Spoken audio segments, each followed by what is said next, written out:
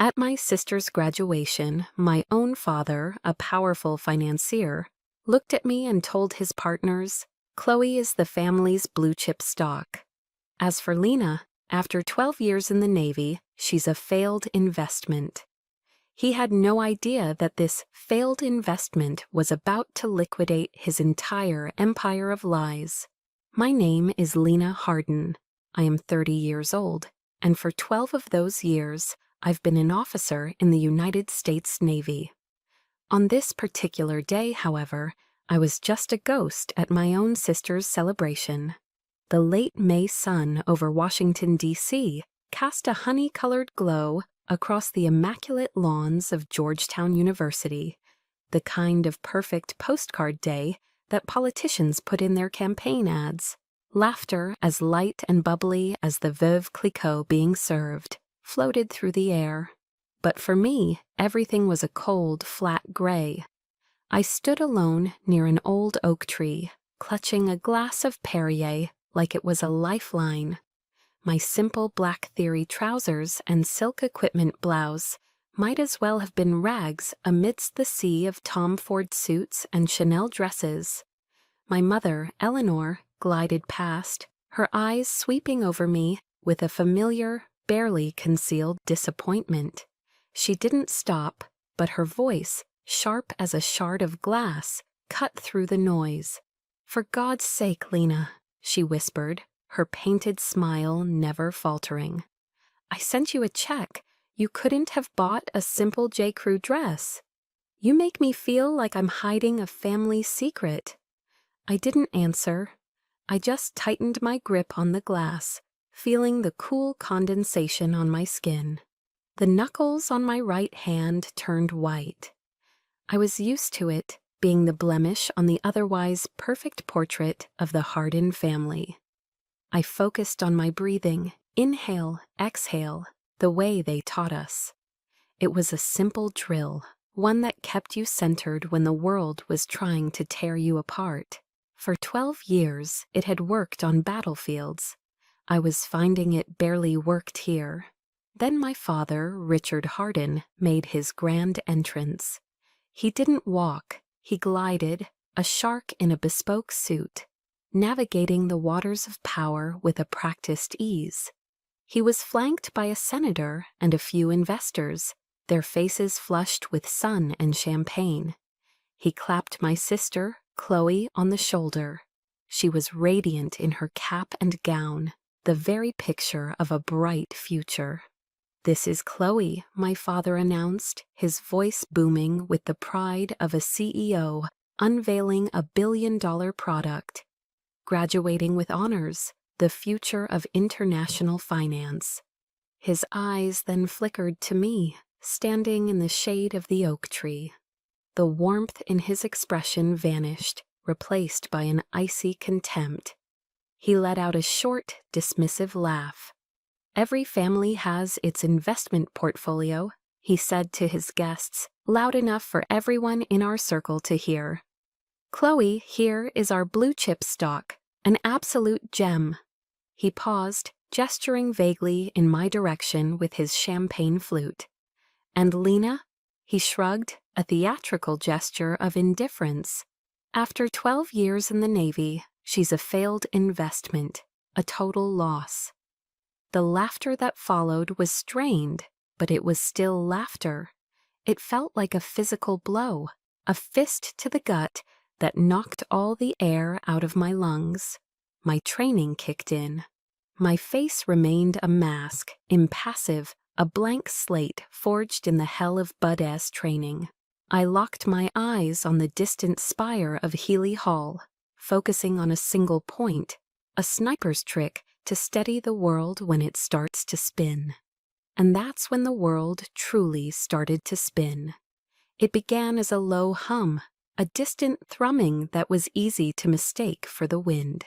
But it grew and grew until it became a deafening roar that ripped through the polite chatter. The classical music from the string quartet screeched to a halt. Heads turned, searching the perfect blue sky. A gray MH-60S Seahawk helicopter, a Navy bird of prey, descended from the heavens. It was a brutal, mechanical beast invading this garden of refined power. The downdraft from its rotors whipped across the lawn like a miniature hurricane, sending graduation caps flying, flipping over cocktail napkins, and making a woman in a Philip Treacy hat shriek as she clamped it to her head. People scattered, their expensive shoes sinking into the soft grass as they ran for cover. With the precise grace of a predator, the helicopter touched down on the main lawn. The side door slid open.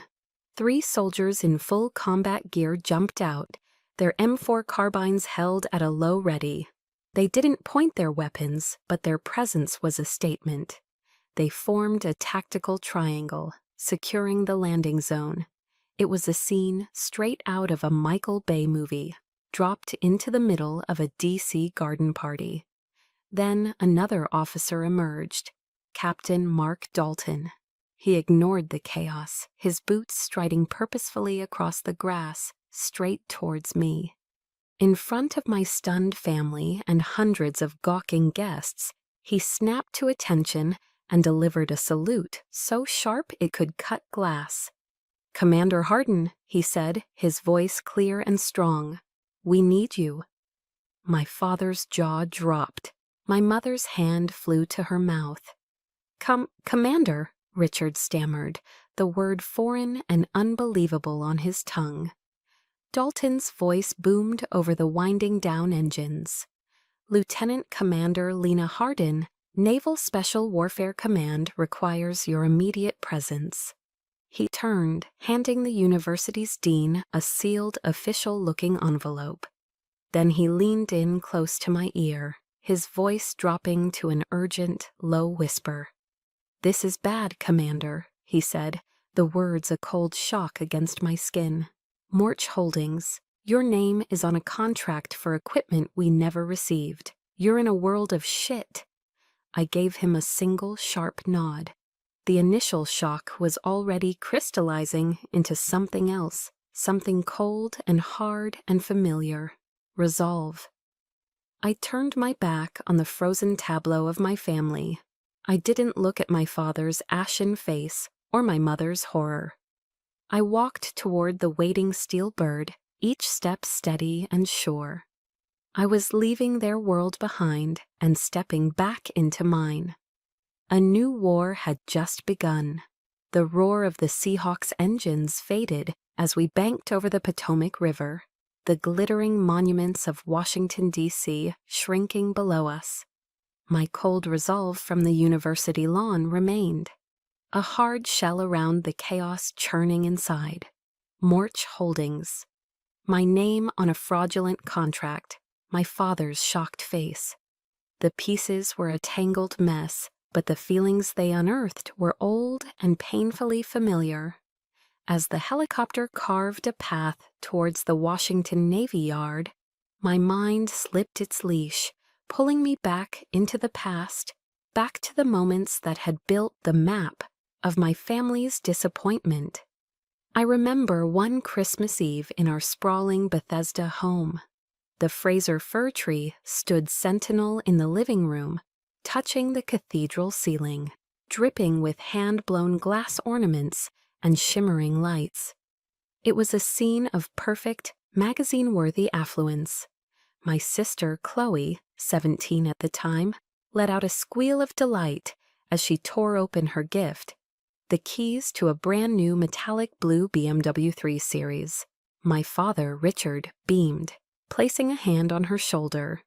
"An investment in your future at Georgetown, sweetheart," he'd said, his voice thick with pride. My gift was next. I was 18, my acceptance letter to the Naval Academy clutched in my hands like a winning lottery ticket. He handed me a simple, cream-colored envelope from his breast pocket. Inside was a check for $500. My mother, Eleanor, leaned in, her smile as brittle as the ornaments on the tree. "For you to buy a few things, dear. Something a little more feminine. They'll teach you how to march at that school, but I do hope you won't forget how to walk in heels." The words were a gentle caress, but the message was a slap. Their love wasn't a gift, it was a transaction. Chloe's was an investment, mine was a consolation prize for having strayed so far from their expectations. The check felt flimsy and insulting in my hand, a stark contrast to the solid, promising weight of the car keys in Chloe's. The memories kept coming, each one a perfectly preserved specimen of their disapproval. I remember the day I told them my plan after graduating from the academy. Not law school, not an MBA. I was applying for SEAL training.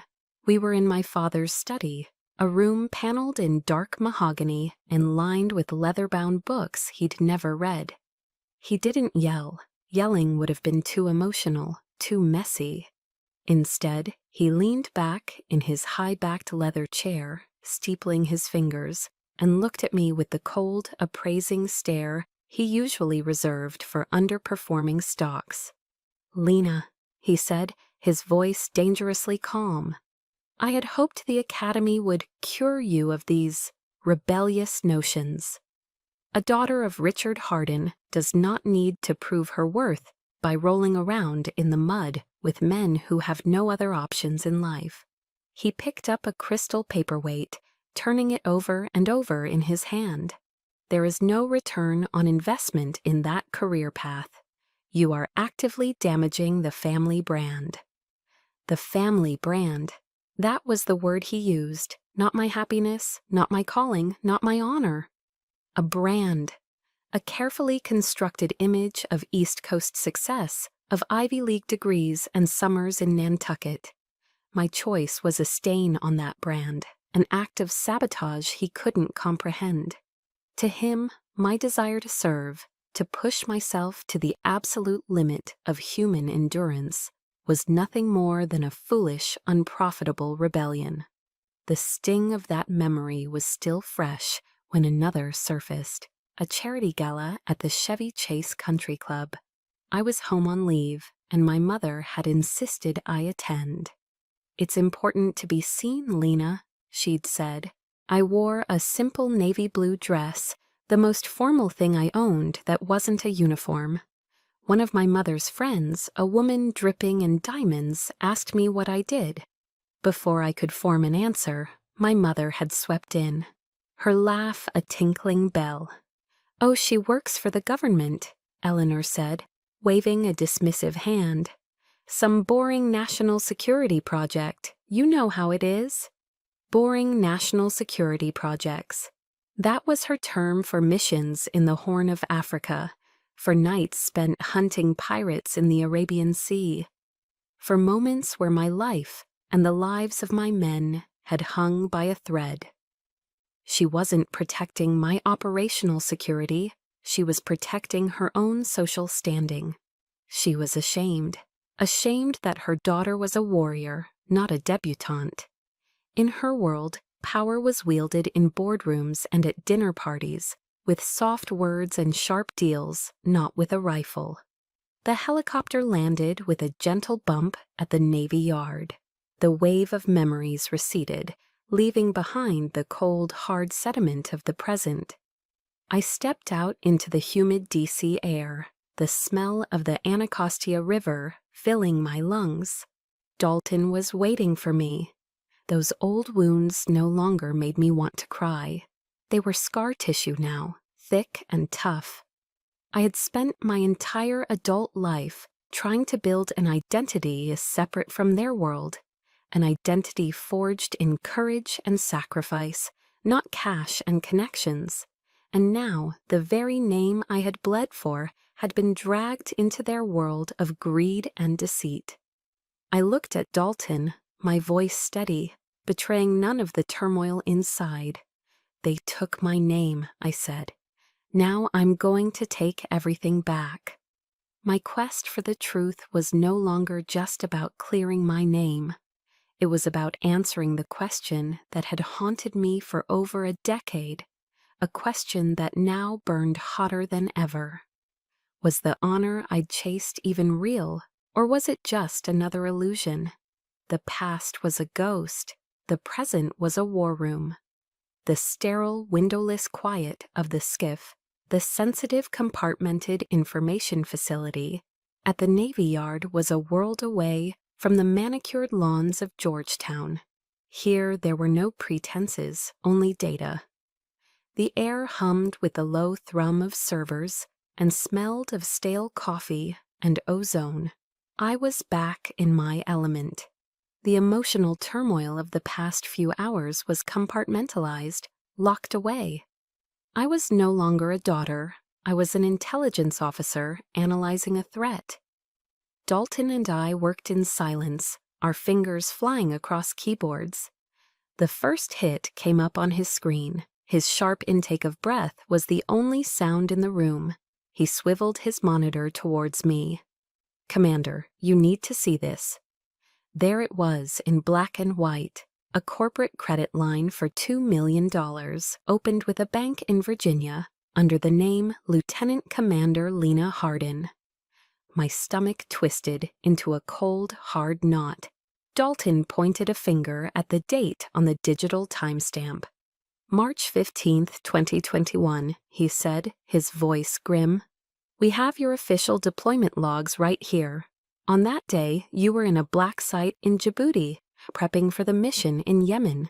You were theoretically off-grid, non-existent to the digital world." The air left my lungs. The enemy wasn't on some distant battlefield. The enemy had been at home, sipping bourbon in his leather armchair, while I was dodging bullets on the other side of the world. The betrayal was so audacious, so profoundly personal. It was almost elegant in its cruelty. "Keep digging, Dalton," I said, my voice flatter than I intended.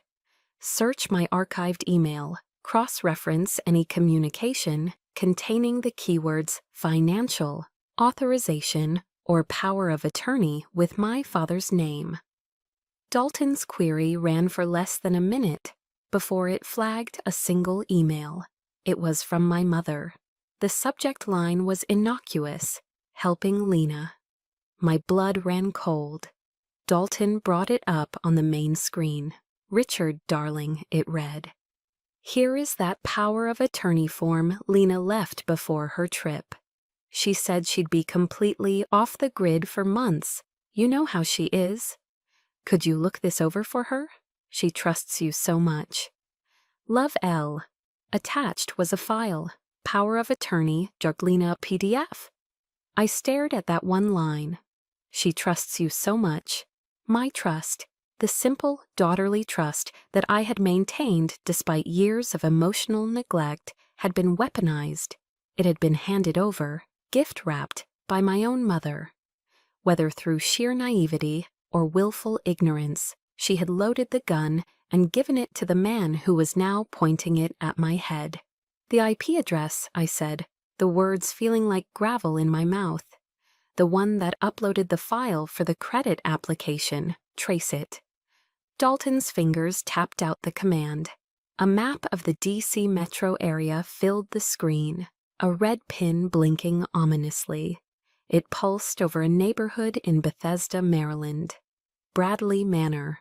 I didn't need to see the street name. I knew that place. It was the house where a grand piano I was never allowed to learn sat collecting dust because I lacked the aptitude. It was the house with the library where my father lectured me on my life's failings. It was my parents' house. The last remnants of shock evaporated, replaced by an ice-cold rage that spread through my veins. This wasn't a misunderstanding. This wasn't a mistake. This was a calculated, meticulously planned operation. "Bring up the PDF, Dalton." He opened the attachment from my mother's email. It was a durable power of attorney document, granting Richard Hardin the full, unrestricted legal authority to act on my behalf in all financial matters. And at the bottom of the last page, there was my signature, Lena M. Hardin. It was perfect, too perfect. A flawless digital forgery, likely lifted from a scanned copy of my military service records. He had used my own career, the very thing he despised, as the instrument of my betrayal. For a single, terrifying second, I felt a sensation. I thought I'd trained out of myself years ago. Helplessness. The feeling of being completely and utterly outmaneuvered. Of having my own identity stolen and used against me by the one person who was supposed to protect me. But it only lasted a second. Discipline is a muscle. 12 years of relentless training had made mine iron hard. The helplessness vanished, burned away by a surge of pure, unadulterated fury. I pushed back from the console, my chair scraping against the floor. I stood up, my spine ramrod straight. The mission parameters had just become crystal clear. I turned to face Dalton. His eyes were wide with concern, but I met his gaze with a look he knew well. It was the look I got right before a breach. "Dalton," I said, my voice as sharp and cold as steel. "Find me a civilian lawyer, a shark, someone who isn't afraid of blood." The address Dalton gave me wasn't on K Street, the gleaming corridor of lobbyist and big law power. Instead, it led me to DuPont Circle, to a historic brick building with a worn brass plaque that simply read, A. Ruiz, Attorney at Law. The office on the second floor felt less like a law firm and more like a boxer's gym. The air smelled of old paper and strong coffee. The walls were a collage of framed newspaper clippings, headlines detailing victories against monolithic corporations and entrenched government agencies. This was not an office built to impress. It was a war room built to win. Behind a large, cluttered desk sat Angela Ruiz. She was a sharp, energetic woman in her 40s, a former Marine JAG major, and the shark I had asked for. She didn't rise or offer a handshake. She just watched me with intelligent, assessing eyes as I took the seat opposite her. "Commander," she began, her voice crisp and devoid of pleasantries. "I've reviewed the preliminary file Captain Dalton sent over. Let's be clear. This isn't a typical family dispute over an inheritance. This is financial warfare waged against a commissioned officer of the U.S. military. My question for you is simple. Are you prepared to launch a nuclear weapon into your own living room?" I sat straight-backed, the way I was trained. I laid out the facts as I knew them, the credit line, the forged signature, the IP address, presenting the information with the dispassionate precision of a mission briefing. I didn't speak of the pain, the years of quiet humiliation. I spoke only of the data, the evidence, the what, not the why. Angela listened, her gaze never leaving my face. She nodded slowly, taking it all in. When I finished, she leaned forward, and for the first time, a flicker of something other than professional assessment crossed her face. "They see your service as a long vacation, don't they?" she said, the words hitting me with the force of a physical impact. "A convenient absence that allows them to do whatever they please. They have no concept that when you're off the grid, you're in a place where a single wrong decision gets people killed. They don't respect it." I just stared at her. For the first time in my life, someone had articulated the core of my silent wound. It wasn't pity in her voice. It was the clear-eyed understanding of a fellow veteran, a shared language that no one in my family could ever speak. A crack appeared in the armor I'd worn for so long. Angela turned her attention to the scanned power of attorney document on her monitor, her demeanor shifting back to that of a predator. She zoomed in on the signature. "This is a digital lift and paste, clean but amateurish if you know what to look for." She clicked through a few screens, bringing up the file's metadata. "But look here," she pointed.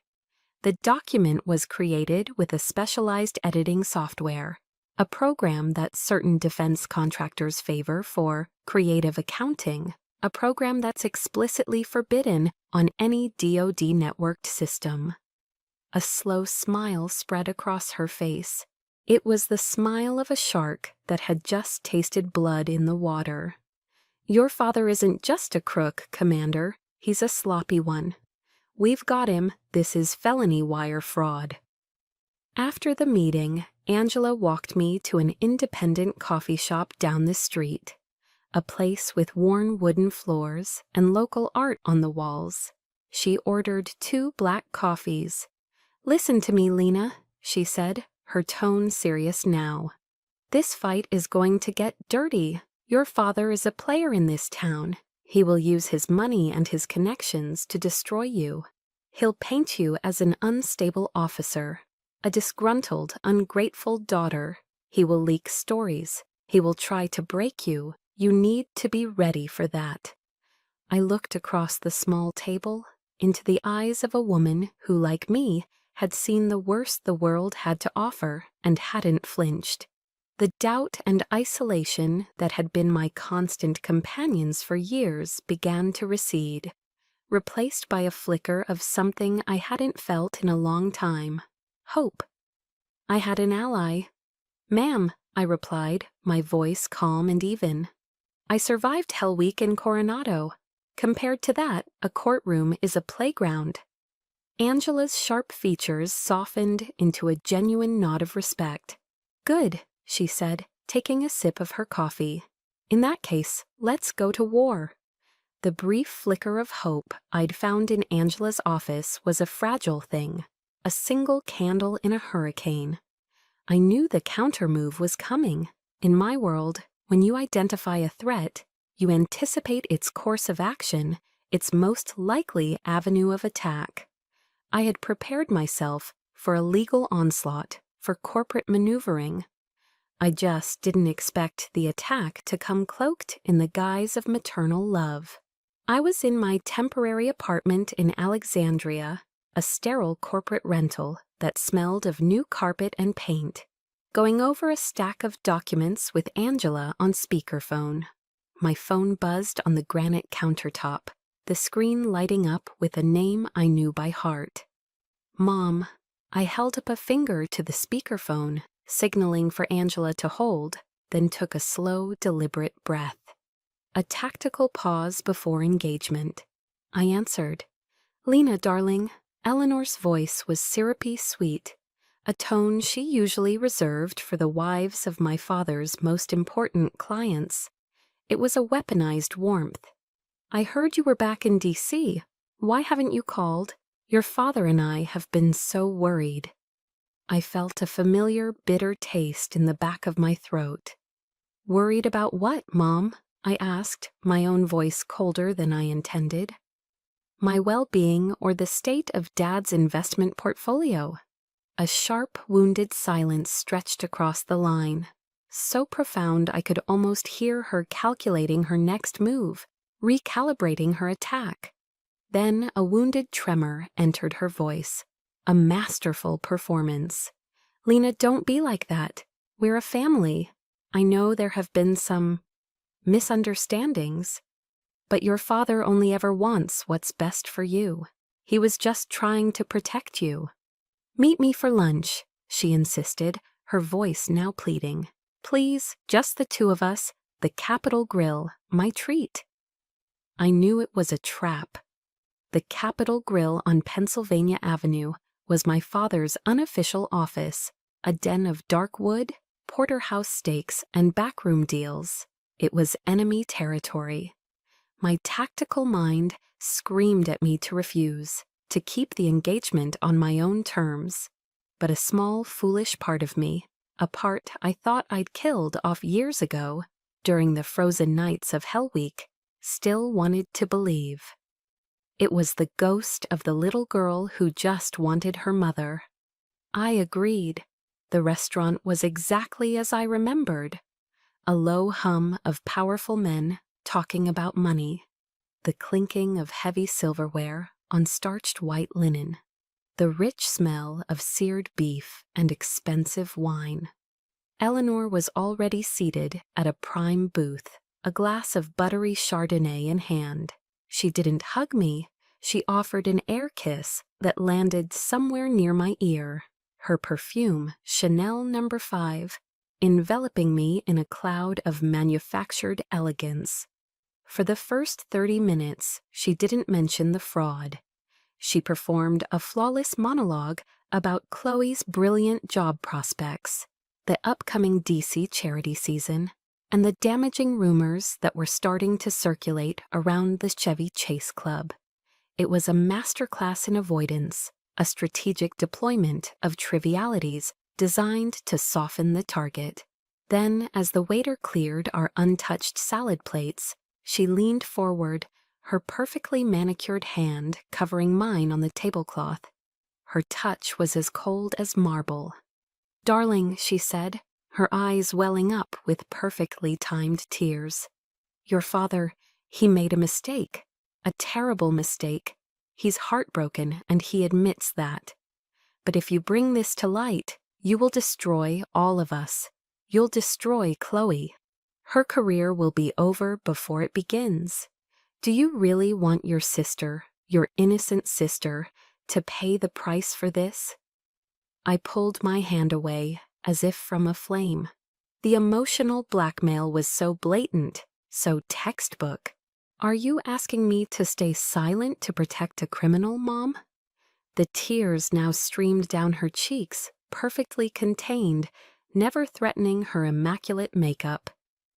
"I am asking you to be a daughter." Her voice rose, laced with a righteous indignation that was utterly false. "Your father raised you, he educated you, he gave you everything. You owe him this. You chose your own life. You abandoned this family to go play soldier. The least you can do, for once, is think of us." And there it was, the pivot, the classic victim blame reversal. In her narrative, I wasn't the one whose identity was stolen and whose honor was tarnished. I was the ungrateful child, the one who had abandoned them. My father's felony was just a mistake, but my pursuit of justice was a malicious betrayal. The weight of responsibility, as always in the Hardin family, was being placed squarely on my shoulders. Did she really believe what she was saying, or was this just another performance in a lifetime of them? Looking at her, I realized with a sudden, gut-wrenching clarity that it didn't matter. The effect was the same. I stood up.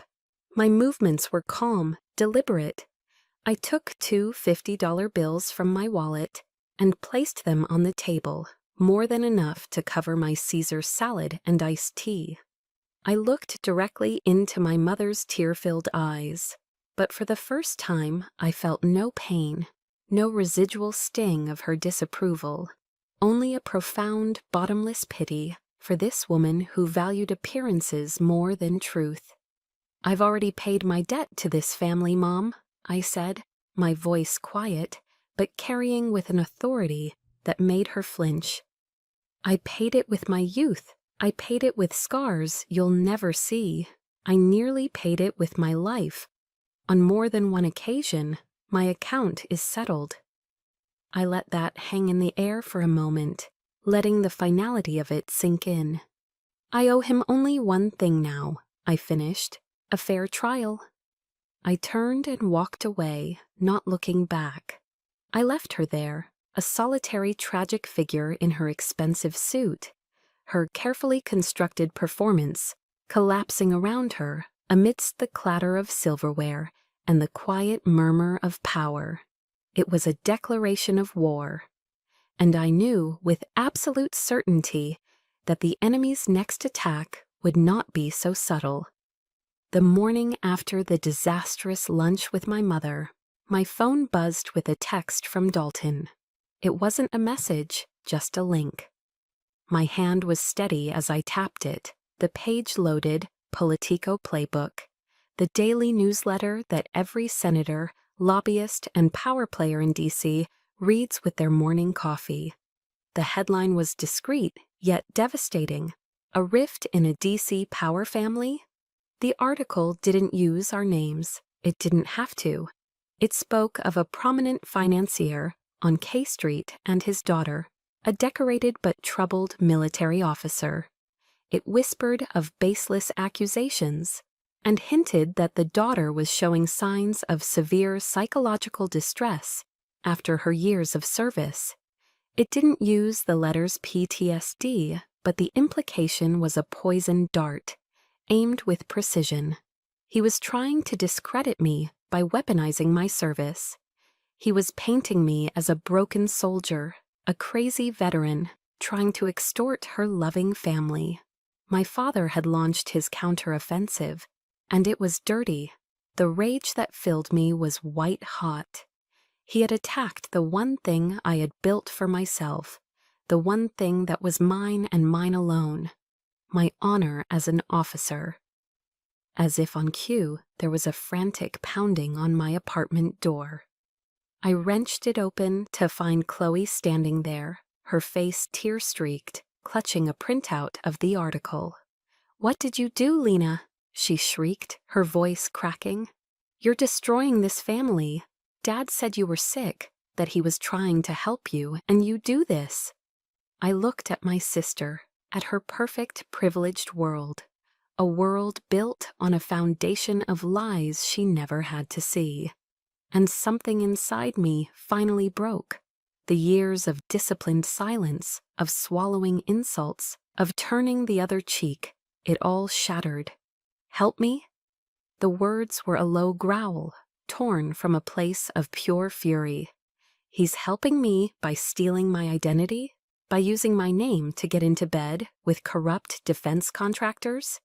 Your Georgetown tuition, Chloe, your new BMW. This entire life you think you've earned was paid for with my honor. It was all funded by a lie with my name on it. The color drained from her face. She stared at me, speechless, as if seeing me for the first time. Not the quiet, awkward older sister, but a stranger filled with a terrifying rage. She took a step back, turned, and fled. I slammed the door shut, my breath coming in ragged gasps, my knuckles white against the wood. That night, the anger gave way to a crushing weight. I sat on the floor of my dark apartment, the city lights of Alexandria blinking indifferently outside my window. I had faced down terrorists, pirates, warlords. I had survived things that were supposed to break a person, but nothing had prepared me for the abject cruelty of my own family. For the first time, I felt truly, completely alone, cornered by an enemy I couldn't fight with a weapon or a plan. He was using his power, his influence, his lies. He was erasing me. My mind drifted to a book a mentor, a wise old Master Chief, had given me years ago. It was by Brené Brown. I fumbled for the light switch, found the book on the small nightstand, and flipped through the pages until I found the passage he had underlined for me. The words seemed to lift off the page. It is not the critic who counts, not the man who points out how the strong man stumbles. The credit belongs to the man who is actually in the arena, whose face is marred by dust and sweat and blood. Something shifted inside me. A profound clarity cut through the despair. That's what he was doing. My father was the critic on the sidelines, pointing and whispering, trying to push me out of the arena because he was terrified of the woman who was actually in it. He was afraid of a fight on equal terms. Have you ever felt that? Pushed into a corner by the very people who were supposed to have your back? Have you ever had your story stolen, your truth twisted, until you were made to look like the villain in your own life?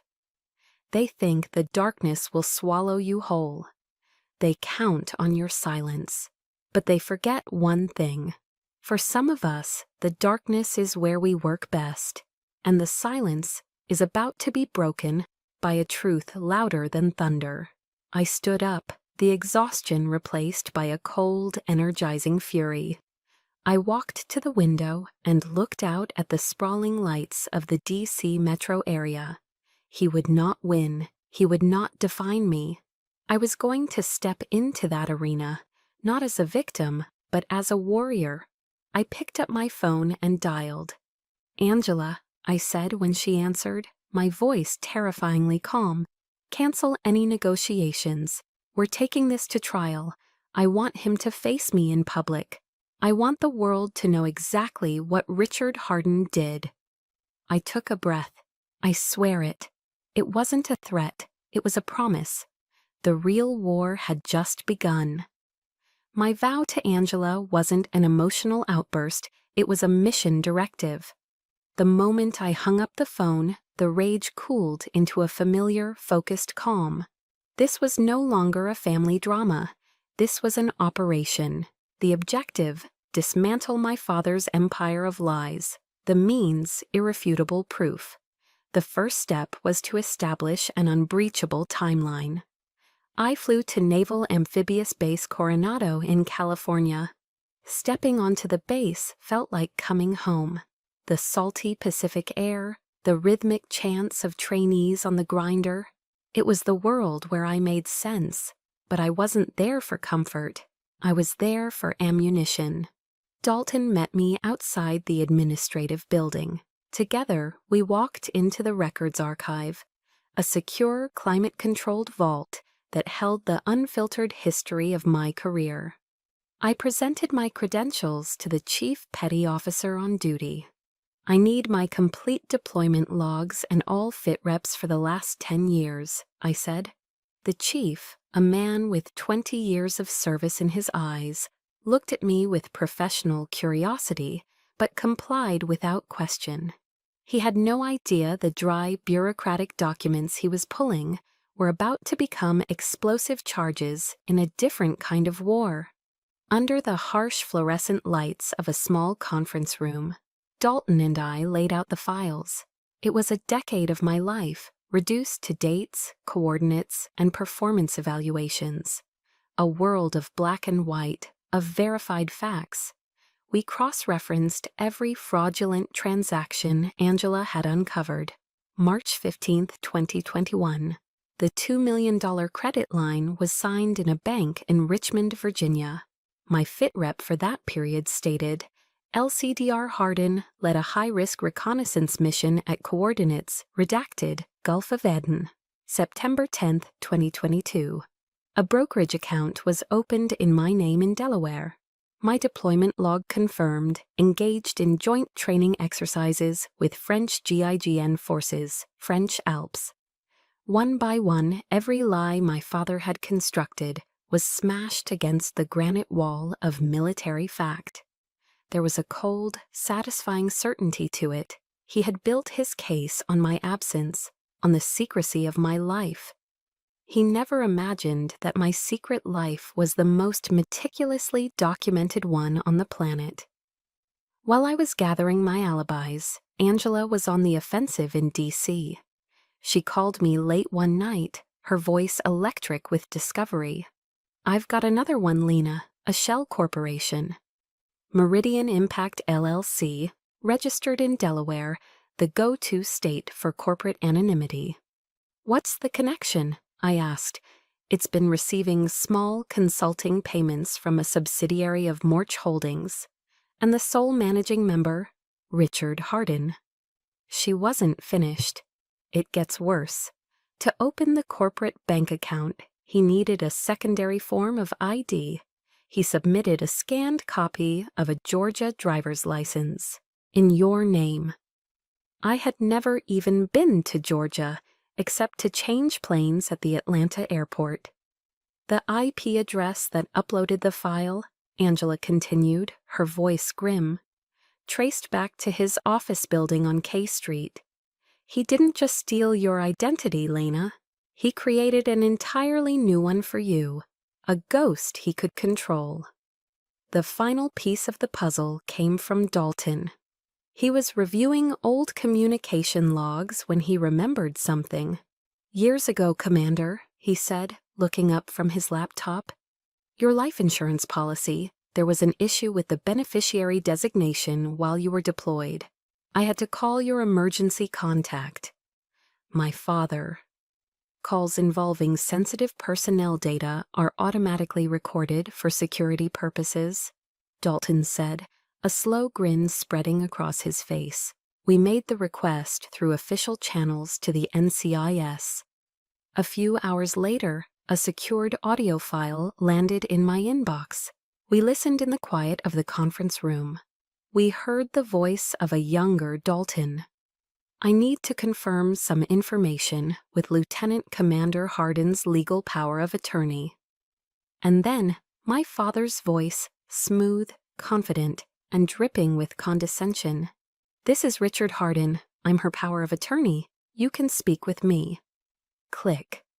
It was the sound of a bear trap snapping shut. A cold smile touched my lips. The evidence was compiled, cross-referenced, and verified. The lies, the forgeries, the sheer breathtaking arrogance of it all. It was all there, a perfect chain of evidence. I looked at Dalton. He just nodded. He knew. We have enough ammo, Dalton, I said, closing my laptop. Time to load the magazines. The hearing room for the Federal Civilian Review Board was a place designed to intimidate. It was all dark mahogany, muted gray carpet, and heavy silence, presided over by a panel of 3 stone-faced adjudicators. The air was cold and still.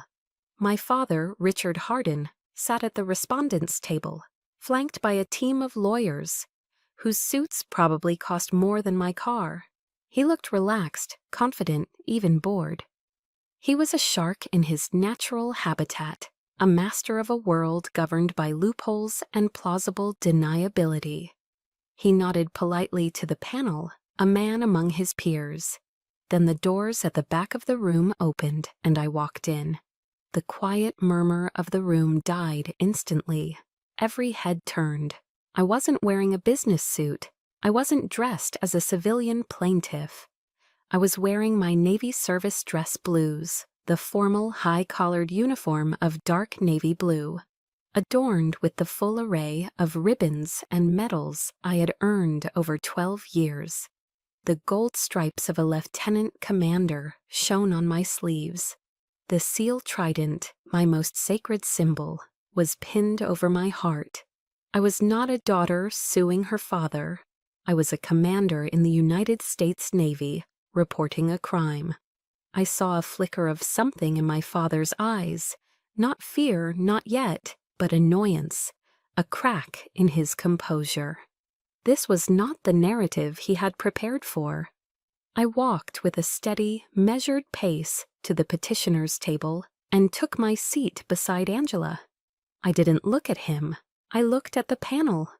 Angela rose. She was a force of nature, calm and commanding. "Good morning, members of the board," she began. "My client, Lieutenant Commander Lena Hardin, is here today, not to air a family grievance, but to report a grave series of federal offenses that used her military service and her identity as a weapon against her." She began her presentation, a systematic, relentless barrage of facts. Each piece of evidence was a missile launched at my father's fortress of lies. First, the world map appeared on the large screen behind the panel. A pin marked my location in the Gulf of Aden. On March 15, 2021, Angela stated, her voice sharp, when a $2 million line of credit was opened in my client's name in Virginia, LCDR, Hardin was here, leading a high-risk counter-piracy operation. Another pin appeared in the French Alps. When a brokerage account was opened in her name, she was here, conducting joint training. One by one, she laid out the documents. The forged power of attorney, the articles of incorporation for the shell company, Meridian Impact LLC. The fake Georgia driver's license, its metadata showing it was uploaded from an IP address registered to my father's K Street office. The room grew colder, the silence heavier. I could feel my father's gaze on me, but I refused to meet it. My focus remained on the evidence, on the cold, hard truth being laid bare. Angela saved the core of the fraud for last. The respondent, Mr. Hardin, has claimed through his counsel that these actions, while perhaps unorthodox, were those of a concerned father trying to protect his daughter's assets while she served in dangerous places. She paused, letting the absurdity of the statement hang in the air. She turned to look directly at my father. The question before this board is a simple one. Protect them from what? My father's lead counsel, a man with silver hair and a golden tan, stood up. Objection, this is speculation. Sustained, the lead adjudicator said, but his eyes were fixed on Angela. Let me rephrase, Angela said smoothly. Let's examine the nature of this protection. My father decided it was time for his own performance. He stood, his expression a carefully crafted mask of wounded sincerity. He addressed the panel as if they were old friends at the country club. Gentlemen, my daughter, she chose a difficult, dangerous life. A life I couldn't understand. I only wanted to ensure she had a future to come home to. If I was overzealous, it was only because of a father's love. That was my cue. I remained seated, but I turned my head slightly to face him for the first time. My voice, when I spoke, was not loud, but it cut through the silence of the room with the precision of a surgeon's scalpel. My future? I asked, holding his gaze. You stole my present to finance your own. You used my name, the name I swore an oath to defend, to enrich yourself. You did that without me, without my consent, without my knowledge. I leaned forward slightly. That doesn't make you my protector, Mr. Hardin. It makes you a thief. He flinched as if I'd struck him. But Angela wasn't done. She had saved the kill shot for last. One final piece of this protection puzzle, she said, her voice dropping for dramatic effect. She projected a new document onto the screen. It was the paperwork for another secret investment account, also opened in my name. This account lists a sole beneficiary in the event that something were to happen to Elsie Dr. Hardin during one of her dangerous deployments. The camera zoomed in on the beneficiary line. The name was there, in crisp, clear type, Chloe A. Hardin. A collective gasp went through the small audience section. I glanced back. My mother's face was a mask of horror, and Chloe was staring at the screen, her face utterly white with shock. The blood had drained from it, leaving her looking like a porcelain doll. Her perfect world, her belief in her golden status, her unwavering faith in her father, it all shattered in that single silent moment. She wasn't the prized asset, she was the exit strategy, the insurance policy, another pawn in his game. She turned her head slowly, her wide, disbelieving eyes fixing on our father. Her lips parted and a single, heartbroken whisper escaped, a sound that seemed to echo in the dead silent room. You used me. It was the final blow, not from me, not from Angela, but from his own favored child. The lie had consumed everything, even its own creation. The facade of the powerful, loving father crumbled into dust. Richard Hardin stared at Chloe, his mouth opening and closing with no sound coming out. His confidence, his arrogance, his entire curated persona evaporated. He staggered back, collapsing into his chair. He buried his face in his hands, a broken man. He had lost, not to a team of lawyers. He had been defeated by a single undeniable truth. The hearing ended not with a bang, but with the quiet, devastating implosion of a man who had believed himself invincible. There was a strange, hollow stillness in the air as Angela and I packed our briefcases. The panel had adjourned. My father's lawyers were whispering in hushed, urgent tones, and my family was a frozen tableau of shock at the back of the room. Victory felt less like a celebration and more like the profound, bone-deep exhaustion after a long, grueling mission. As we were leaving, my father intercepted me in the quiet, marble-floored hallway. The calculated confidence he wore like a tailored suit was gone, stripped away, leaving behind a desperate, hollowed-out man I barely recognized. His shoulders were slumped. His face, usually tan and healthy, was a pasty gray. "Lena," he rasped, his voice raw and unfamiliar. "We can fix this. Please, I'll give it all back. Every cent. We can fix this." I looked at him, truly looked at him, and felt a stunning lack of emotion. Not the hatred I might have expected, not the anger that had fueled me, not even the satisfaction of victory. Just a vast, cold emptiness, like a crater where a building used to be. "You can't give back 12 years, Dad," I said, my voice even and dispassionate. "You can't give back the trust you shattered. You can't restore the honor you tried to auction off to the highest bidder."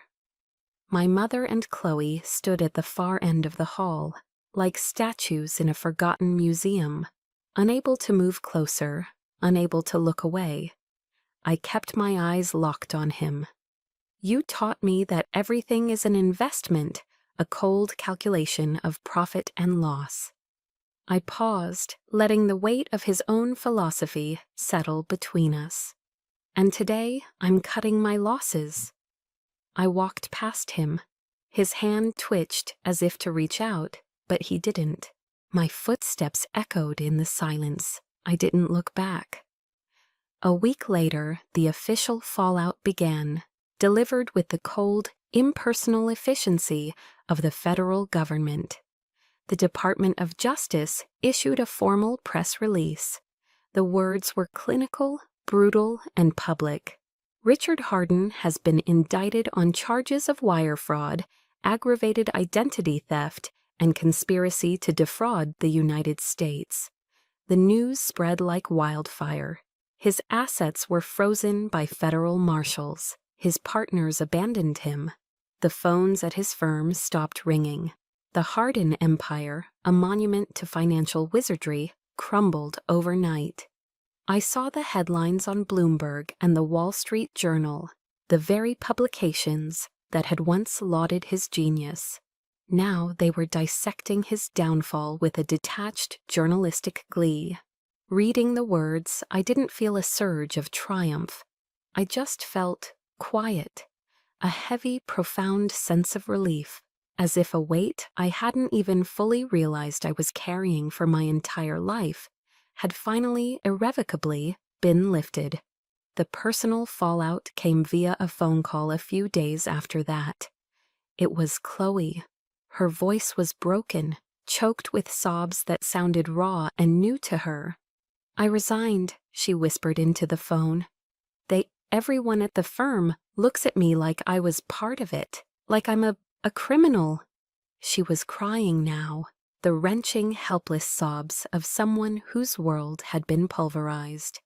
"I didn't know, Lena. I swear on my life, I didn't know anything." I believed her. I truly did. That was the tragedy of it. I listened to her cry for a long moment, the sound scraping against my own raw nerves. There was no room for false comfort now. "I know you didn't, Chloe," I said, my voice gentle but firm. "But ignorance isn't innocence. It's just a privilege you had that was paid for with my truth." I let her absorb the sting of that. The silence was filled only with her ragged breathing. "You have to build your own life now, Chloe, from the ground up, with your own 2 hands. It's the only way." I ended the call. It felt cruel, like abandoning a soldier on the battlefield, but it was a necessary cruelty. It was the last, hardest lesson our family had to offer. You can't live your life on a foundation built by someone else's lies. That night, Back in the sterile quiet of my Alexandria apartment, the reality of my victory finally settled in, and it had the bitter, metallic taste of ashes. I sat in the dark for hours, just watching the distant, indifferent lights of the city. I had won. I had exposed the truth. I had reclaimed my name. But in doing so, I had systematically dismantled my own family. The demolition was complete. There was nothing left but rubble. I thought of the chaplain on our team, a good man who had seen more than his share of broken things. He was fond of quoting the Bible, not to preach, but to find anchors in the storm. A line came to me then, from the Gospel of John, "And you will know the truth, and the truth will set you free." I had found the truth, and I was, in a way, free. Free from the crushing weight of their expectations, free from the quiet shame, free from the suffocating web of lies. But as I sat there in the silence of that empty room, I realized that freedom felt a lot like loneliness. The battle to clear my name was over, but a new one, a quieter, more difficult one, was just beginning. I had to learn how to live in this new, unburdened silence. I had to figure out what home and family were supposed to mean now, when the old definitions had been burned to the ground. 6 months later, I stood in a place far removed from any courtroom or corporate office. I stood in the Hall of Heroes at the Pentagon, a sacred space where the names of America's bravest are enshrined. The air here was different, hallowed, heavy, with sacrifice and honor. I wasn't in my service dress blues. At my own request, I wore my desert combat uniform, the sandy, worn fatigues of a warrior. This honor wasn't for a commander at a desk, it was for a SEAL in the field. The Secretary of the Navy stood before me, reading a citation for an act of valor that had remained classified until now. He spoke of a mission in Yemen years ago, the very mission I was on when my father was busy forging my name on fraudulent contracts. The details were sparse, as they had to be, but they spoke of a firefight, a wounded teammate, a decision made under impossible pressure. As he finished, he took the silver star from its velvet box and pinned it to my chest. The weight of it was small, but its significance was immense. Camera flashes popped like distant gunfire. I looked out into the crowd of starched uniforms and serious faces, and I found them. Dalton, Angela, a few of the guys from my team. They weren't clapping loudly, they were just standing there, smiling.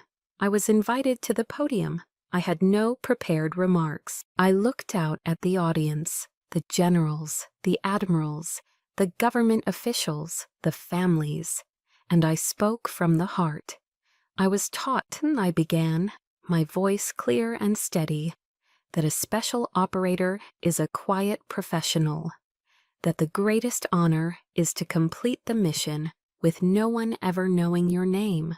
For a long time, I believed that was the only truth. I paused, letting the words settle. But I've learned another lesson.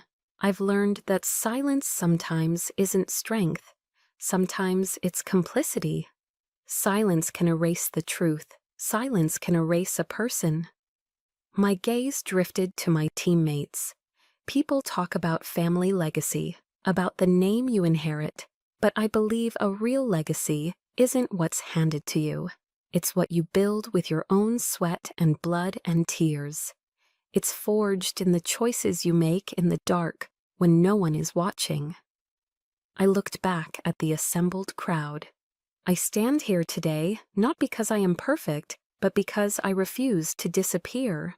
I am not the daughter of a financier. I am Lieutenant Commander Lena Hardin, United States Navy, and I have written my own name in the book. A wave of applause, strong and sustained, filled the hall. For the first time, it felt like it was for me, for the real me. Later that evening, I skipped the formal reception. Instead, I met my team at a small, unassuming veterans bar in Arlington, the kind of place with faded flags on the walls and the smell of spilled beer and old stories in the air. We crowded into a worn wooden booth. There was no talk of the trial, no mention of Richard Hardin. We just drank our Sam Adams, traded old sea stories, and laughed. The easy, unburdened laughter of brothers in arms. I took the small velvet box from my pocket and opened it. The silver star gleamed under the dim bar lights. I didn't put it away. I didn't place it in a glass case. I set it gently on the scratched surface of the table, right next to a faded dog-eared photograph of our team, taken in the desert sun after a long mission. I looked at the familiar, smiling faces in the picture, the men who had shared their last drops of water with me, who had trusted me with their lives. This was my legacy. This was my family. It was a profound realization. The journey hadn't just been about seeking justice. It had been about discovering what truly mattered. It wasn't about proving my worth to those who would never see it. It was about honoring the bonds forged in fire, the loyalty of those who had stood by me when the world turned its back. The message of my own life, I realized, was simple. Never let anyone else hold the pen. A true legacy isn't the name you're given, but the one you earn. I took a long drink of my beer, the cold glass a welcome comfort in my hand. And for the first time in a long, long time, I felt like I was finally home. My journey to this moment, to this feeling of being home, was about finding my truth and my voice. And I know I'm not the only one who has had to fight that battle. Your story, your journey, has value. It deserves to be heard. If this resonated with you, I invite you to share a part of your own story in the comments. Let's build a community where every voice is honored. And if you want to hear more true stories of resilience and justice, please subscribe and become a part of our mission.